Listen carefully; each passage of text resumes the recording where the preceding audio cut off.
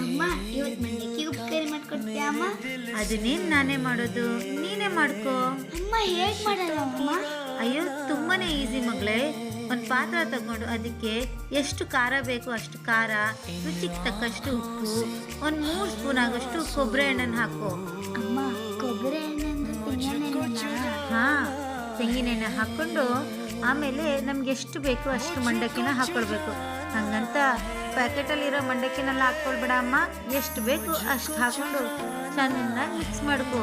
ಹೇಗೆ ಮಿಕ್ಸ್ ಮಾಡ್ಕೊಳ್ಬೇಕಂದ್ರೆ ಒಂದೊಂದು ಮಂಡಕ್ಕಿಗೂ ಉಪ್ಪು ಖಾರ ತಾಗಬೇಕು. ಇಷ್ಟು ಮಾಡಿಕೊಂಡು ಇಷ್ಟೇನಾ? ಆಹಾ ಇಷ್ಟೇ ಅಲ್ಲ, ಮಂಡಕ್ಕಿನೆಲ್ಲ ಒಂದು ಪ್ಲೇಟಿಗೆ ಹಾಕ್ಕೊಂಡು ಅದಕ್ಕೆ ಸ್ವಲ್ಪ ಈರುಳ್ಳಿ, ಒಂದು ಸ್ವಲ್ಪ ಕ್ಯಾರೆಟು, ಸ್ವಲ್ಪ ಕೊತ್ತಂಬರಿ ಸೊಪ್ಪು, ಸ್ವಲ್ಪ ಟೊಮೊಟೊ, ಅದ್ರ ಮೇಲೆ 2 ರಿಂದ 3 ಡ್ರಾಪ್ಸ್ ಲೆಮನ್ ಹಿಂಡ್ಕೊಂಡು ತಿಂತಾ ಇದ್ರೆ ಸೂಪರ್ ಟೇಸ್ಟ್ ಅಲ್ವಾ ಅಮ್ಮ?